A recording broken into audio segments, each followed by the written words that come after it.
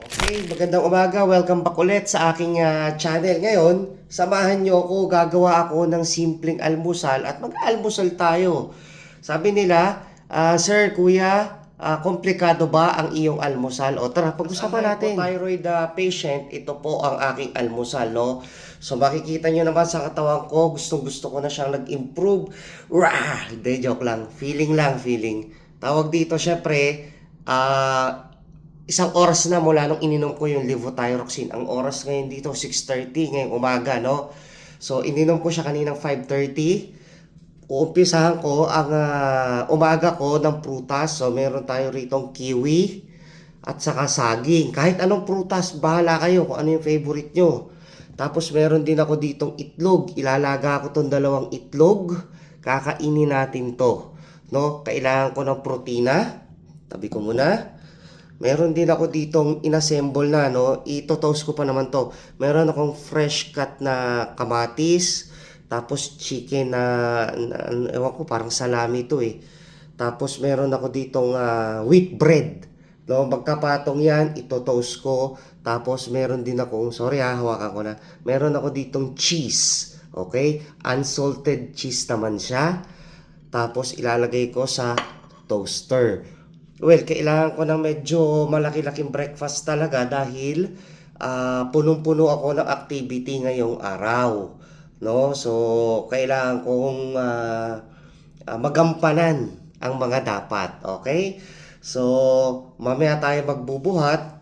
Ito yung sinasabi ko naman sa inyo, no? Eat healthy, eat balance so we can achieve our goal. Fitness goal or body goal. Sa akin, ang gusto ko lang naman, wala akong tiyan. Konting shape lang naman sa aking braso. Okay na ako. Kasi kailangan ko pa rin workout later. Pero syempre, dahil nga may trabaho ko, kailangan ko ng energy. Alright? So, ganun lang kasimple. Hindi kailangan maging komplikado. Mura na, masustansya pa, madali pang gawin. Okay? So, simple as that, ha? Okay, no? So, habang iniintay ko yung itlog, inuumpisahan ko talaga yung pagkain ng kiwi at saka nung iba. Kung anong prutas meron ka, okay lang naman yon. Pero syempre, wag lang sobra. Ako gusto ko kasi to dahil bukod sa mataas siya sa vitamin C, mataas din siya sa fiber, no? Kaya pati balat, kinakain ko na. Matamis. Dalawang klase yung kiwi nga pala. Dito ha. Yung gold, yung loob, at saka yung berde. Pareho namang masarap. Pero ako, kahit anong makuha ko, okay lang ako. Maasim, pero hindi naman ganun. Enjoy siyang kainin. Okay?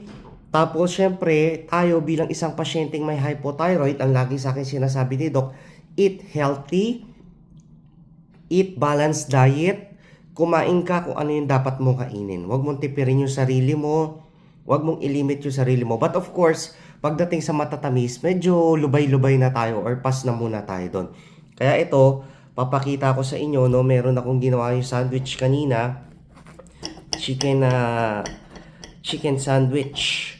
Meron siyang cheese, meron siyang tomato. Ayan, simple lang. Di ba? Masarap na, masustansya pa. Hindi ka gagastos dito ng kung magkano. Pwede mo siyang baunin or pwede mo siyang kainin ng isang upuan lang. Ako, kaya ko to ng isang upuan lang, no? Plus yung dalawang itlog, inintay ko lang kumulo. Wala siyang problem. Madaling i-prepare. Tapos, syempre, alam naman natin, budget din yung iniisip natin. Abot kaya naman. Yung isang pack ng ganito, no, ng bread, umaabot lang kasi dito sa Australia ng $4. Sabihin natin 5. Tapos yung kiwi na to, dito kasi, ang gusto ko dito, may access ako sa mga healthy pagkain. Halimbawa, no, ang kinikita mo rito, 40 AUD per hour. Yung isang oras mo dito, kaya ka na niyang pakainin ng buong araw. Ganun. No, kaya may access ka pagdating sa mga healthy na pagkain.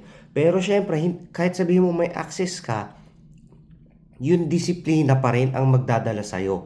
Marami kang pambili or may kakayanan kang bumili. Ultimo yung mga unhealthy food, bibilin mo na rin. No, well, wala namang masama kung gusto mo lang tikman, okay lang naman 'yon, no? Pero again, ini-encourage ko kayo na kumain tayo ng healthy diet, no? Yung mga balancing pagkain. Well po, pwede ka pa rin namang mag-meat or kumain tayo ng mga pagkain Pinoy. Okay pa rin naman yun eh. Basta ang akin lang balancing pagkain lang. No? Walang masama doon. Tapos, piliin mo kung ano gusto mo. Yung iba, nilalagyan pa to ng cucumber. Wala lang akong cucumber eh. Nilalagyan ng lettuce. No? It's up to you. Pero mapapansin nyo, no, wala akong kape. Kasi nagkakape ako before lunch na, let's say mga 11 a.m. o kaya after lunch. Pero decaf na po ako. No? Hindi ko lang sinasabay dito. Okay? Mapapansin mo, kompleto to, no? Meron tong carbohydrates. Mataas ang fiber nitong diet na to. Plus yung itlog pa natin na nilalaga, no, good source siya ng protina. Alam naman natin yon. Tapos syempre, wag nyo kakalimutan uminom ng maraming tubig. Maganda po talaga to sa digestion. Tapos syempre, nakakatulong din ang tubig sa ating katawan, no, para hindi rin tayo ma-dehydrate. Okay, para mag-function din tayo ng maayos. So time check, 7 a.m. Kailangan kong umalis ng siguro before 8, toothbrush lang.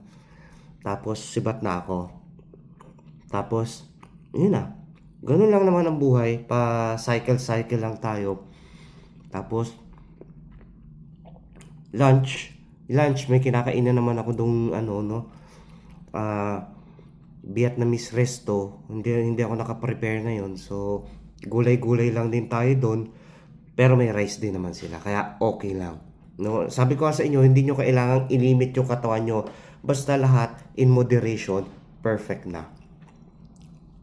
Tapos prutas tayo. And then that's it. Ganun lang kasimple. No? So, pwede nating umpisan to. Kahit anong tinapay, kung anong prepare mong tinapay. Kung gusto mong white bread, gusto mong bun, okay lang. Gusto mong bagel, okay lang din. It's up to you. No? Ang importante naman may kinakain tayo. Hindi nga pala ako sumusunod doon sa mga diet na sikat ha. Yung mga intermittent, yung mga kung ano-anong sumisikat ngayong diet. Kasi hindi sa akin inaprobahan ng doktor ko. Okay, kaya hindi ko siya ginagawa. Well, may point naman siya. Kasi ang sabi niya, ang katawan natin, nakadesign yan para kumain ka ng 3 beses sa isang araw at kumain ka ng mga healthy na pagkain. Siya yung doktor, siya yung susundin ko, of course. No? So, maganda naman yung result. Nakita naman sa laboratory ko, okay naman, mababa naman yung cholesterol, yung uric acid, normal naman ang ating kidney function, ang ating liver. So wala namang problem, wala tayong inflammation. Okay? So, ganun lang po kasimple, hindi komplikado ang almusal. So, paano? Maraming salamat at kailangan ko na magbadali, no? Magsisipilyo pa ako, magpapalit ako ng damit. At salamat sa panonood, sa walang sawang pagsuporta.